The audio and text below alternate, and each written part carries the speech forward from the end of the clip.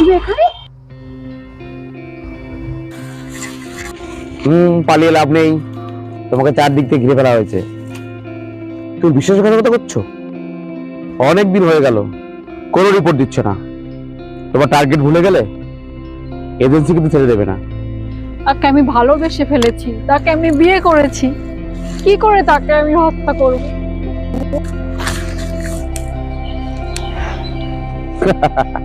আমাদের আবার ঘর সংসার, ভুলে যেও না। তুমি যাকে বিয়ে করেছো তাকে হত্যা করার জন্য তোমাকে পাঠানো হয়েছে, কারণ সে একজন দেশের শত্রু। আর তুমি জানো না, আমাদের ঘর সংসার বলে কিছু হয় না, দেশ রক্ষা করাই আমাদের মূল মন্ত্র। তাই তুমি যত তাড়াতাড়ি সম্ভব এই কাজটা কমপ্লিট করে ফিরে এসো। নতুন কাজ তোমাকে ডাকছে।